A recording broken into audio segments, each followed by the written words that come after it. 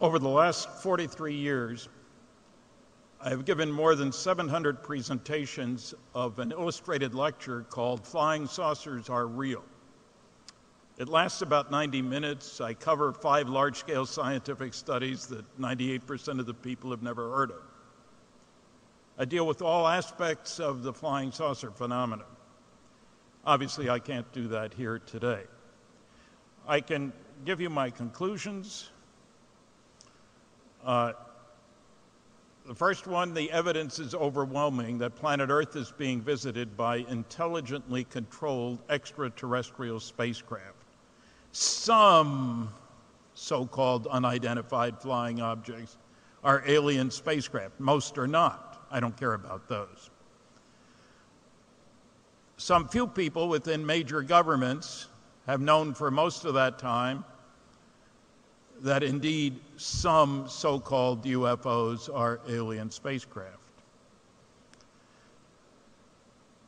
Unfortunately, what also comes out of this is that our civilization is not the most advanced in the local galactic neighborhood.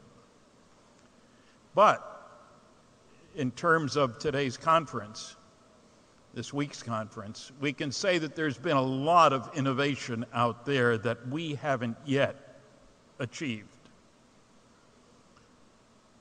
My mantra is that technological progress comes from doing things differently in an unpredictable way. The future is not an extrapolation of the past. There is a need for change. I picked a terrible example in terms of its overall impact, but we can see how man has advanced in getting better at killing people by being creative. During World War II, a big bomb was a 10-ton blockbuster. Took a big B-29 to carry it. Did a lot of damage when it was dropped. Within a few years, we had an atomic bomb releasing the energy of 15,000 tons of TNT. That was 1945. 7 years later, we tried something different. An H-bomb, 10 million tons of TNT equivalent. Created a fireball 3 miles wide. One wonders what the visitors must have thought about this society of ours. Good at killing. The people on this planet this year will spend over $1 trillion on things military. 30,000 children died yesterday of preventable disease and starvation, and will today and tomorrow and the next day. That tells you a great deal about our society. You don't have to look far to see how progress comes from doing things differently. The Apollo command module hits the atmosphere at 25,000 miles an hour. It's round and it's blunt, much more like a flying saucer than like a high-speed airplane should be, we thought. A different approach to propulsion involves magnetoaerodynamics. I did a literature search of government reports back in 1970. There were 900, 90% were classified. Somebody is interested in magnetoaerodynamics. I worked on nuclear rocket engines. You'll see a picture of one in a moment. The biggest one, about this big in diameter, power level was 4,400 megawatts. That's twice the power of Grand Coulee Dam. That was tested before 1970, mind you. The nuclear world, navies have submarines that can go for years without refueling. A nuclear-powered aircraft carrier can go for 18 years without refueling. Now, I worked on fusion rockets. They're exciting. You can kick particles out the back end that have 10 million times as much energy per particle as you can get in a conventional chemical rocket. Progress comes from doing things differently. There's a picture of an H-bomb on the left. There are some of the equations on the right. There are a number of different fusion equations. If you use the right stuff in the right way, you can kick particles out the back end with 10 million times as much energy per particle as in a chemical rocket.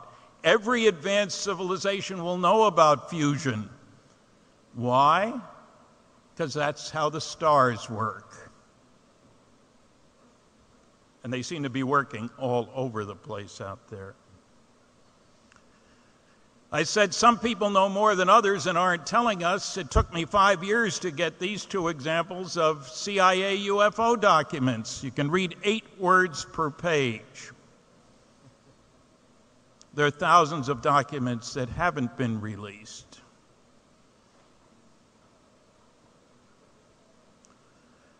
In the upper left, the nuclear-powered carrier, 18 years without refueling. On the right, 2 nuclear-powered submarines. Man is already harnessing the nucleus. Somebody a little more advanced than we are, say 100,000 years, is going to go way beyond that.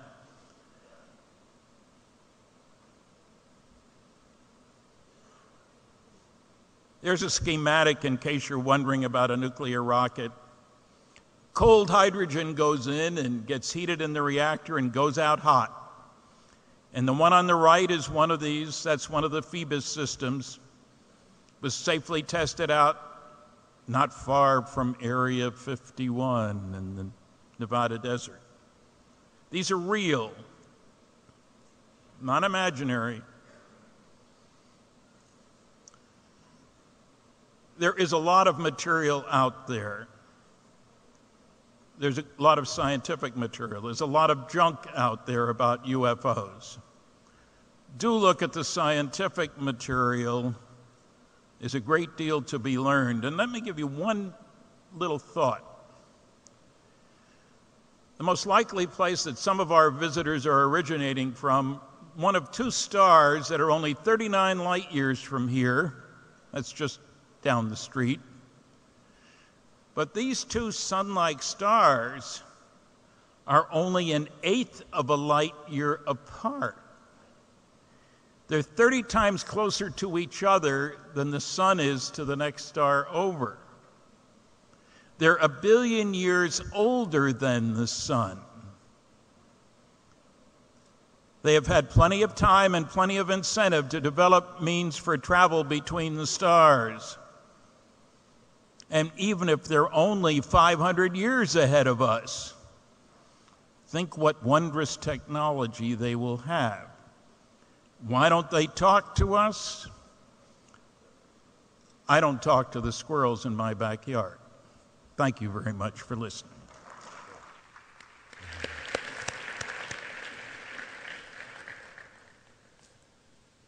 Stanton, I had just a quick follow-up question for you. In the pre-discussion, you had mentioned a particular organization that you felt was one of the most responsible collectors of reportings. Yes.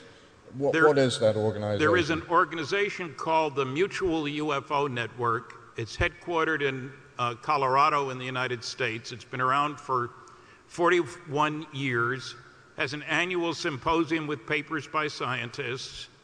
Last month, they posted something like 500 reports of UFO sightings. Not 500, and that's a tiny percentage of all those that have occurred. Okay, thank you.